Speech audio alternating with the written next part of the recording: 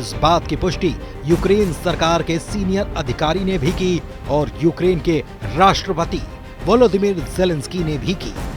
हैरानी की बात यह है कि मीटिंग में यूक्रेन शामिल होगा, ये बात अमेरिका के विशेष दूत कीथ केलॉग ने पहले से कही थी, लेकिन फिर भी यूक्रेन बैठक में नहीं था। यानी कि यूक्रेन को बैठक के लिए बुलाया ही नहीं गया और न ही यूरोपीय देश के नेताओं को बातचीत के लिए आमंत्रित किया गया। सोमवार को रूस के राष्ट्रपति कार्यालय क्रेमलिन के प्रवक्ता दिमित्री पेस्कोव ने दोनों देशों के नेताओं के बीच सऊदी अरब में होने वाली मीटिंग की पुष्टि कर दी थी। लेकिन दूसरी तरफ फ्रांस में भी अचानक से एक मीटिंग बुला ली गई।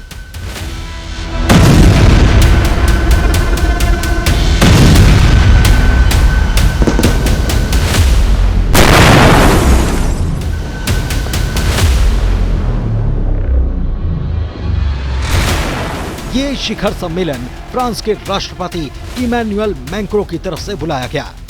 माना गया कि रूस और यूक्रेन के बीच जारी जंग को रोकने को लेकर सऊदी में मंगलवार को होने वाली मीटिंग में यूक्रेन और यूरोपीय देश के नेताओं को ही बाहर रखने की आशंका के चलते ये सम्मेलन फ्रांस में बुला लिया गया। इसमें यूरोपीय देश के नेता भी शामिल हुए थे।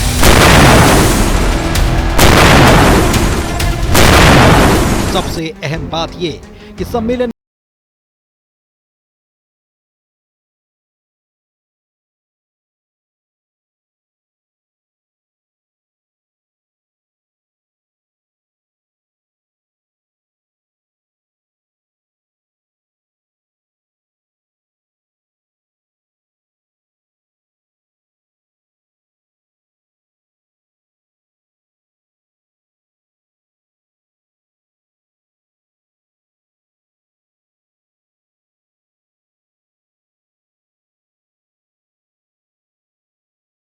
भी फोन पर बात कर डाली। मैक्रो कहते हैं कि हम स्थायी शांति चाहते हैं और इसे हासिल करने के लिए रूस को अपनी आक्रामकता समाप्त करनी होगी।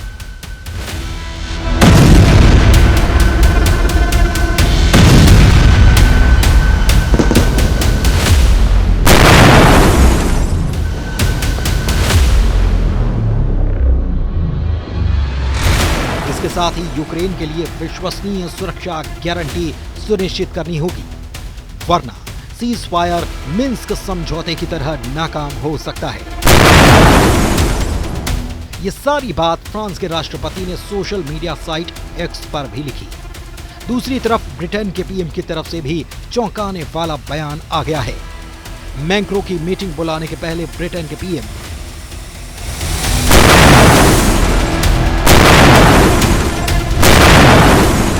स्टारमर ने साफ कर दिया कि वो जंग के बीच यूक्रेन में सेना भेजने के लिए तैयार हैं और वो ये काम शांति समझौते के तहत यूक्रेन को सुरक्षा की गारंटी मिल पाए इसके लिए करेंगे।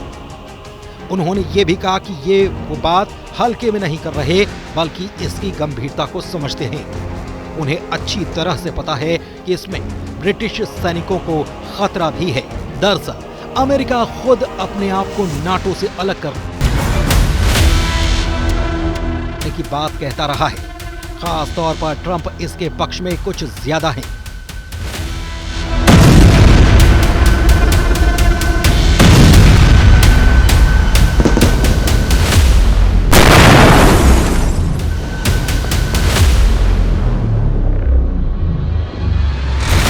हो सकता है कि ट्रंप नाटो से बाहर ना भी जाएं, लेकिन वो बार बार ये बयान देकर नाटो की अमेरिका पर निर्भरता को शायद कम करना चाहते हैं। इसीलिए उन्होंने ये भी कहा था कि अब यूक्रेन की सुरक्षा के लिए यूरोपियन देशों को आगे आना चाहिए, ताकि अमेरिका दुनिया में दूसरी तरफ चल रही समस्याओं पर अपना फोकस कर पाए। अब इस मीटिंग में हुआ क्या,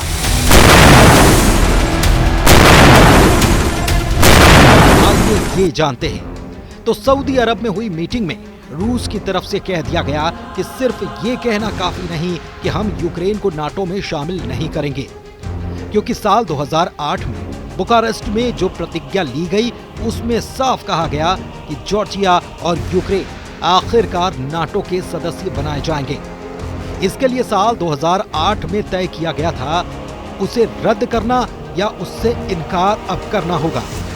पुतिन के विदेश नीति सलाहकार यूरी उशाकोव का कहना है कि सऊदी अरब में रूस और अमेरिका के बीच 4.5 घंटे की वार्ता समाप्त हो चुकी है और ये वार्ता सफल रही है। मीटिंग में भाग लेने वाले उशाकोव ने कहा कि दोनों पक्षों ने पुतिन और ट्रंप के बीच बैठक की शर्तों पर चर्चा की।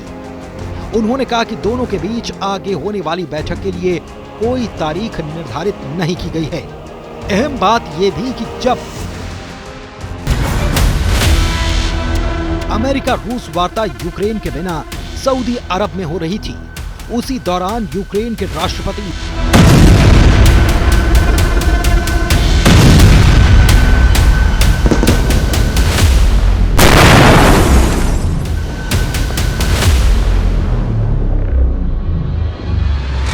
ज़ेलेंस्की एर्दोगान के साथ बैठक के लिए तुर्की के अंकारा पहुंचे थे और यहां भी ये दोहराया गया कि यूक्रेन शांति के लिए तैयार है और बैठक भी करने को राजी है, लेकिन ये सब उसकी सुरक्षा की गारंटी को पहले मद्देनजर रखकर किया जाए तब। ज़ेलेंस्की का ये भी कहना है कि हम उम्मीद करते हैं कि ये सुरक्षा गारंटी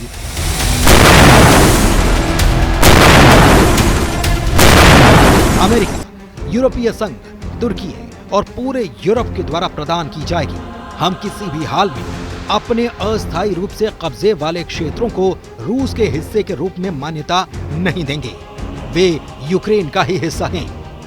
दूसरी तरफ European Union chief Ursula von der Leyen ने अमेरिकी दूत कीथ केलॉग से बात करते हुए कहा कि यूरोप ने किसी अन्य की तुलना में यूक्रेन को वित्तीय और सैन्य रूप से ज्यादा मदद की है और हम आगे और कदम बढ़ाएंगे।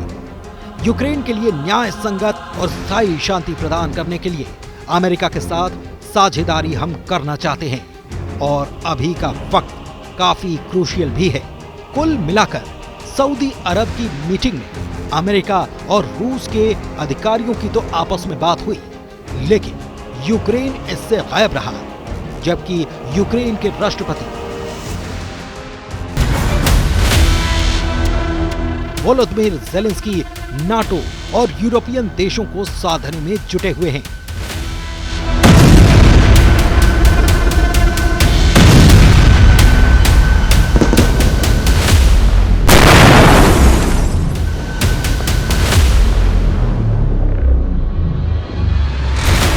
और उनकी लगातार हो रही यात्राएं इसी बात का सबूत है। ऐसे में ट्रंप क्या नाटो को साधने की कोशिश करेंगे या फिर उनके सामने एक नई आफत आन खड़ी हुई है, इस पर नजर बनी हुई है।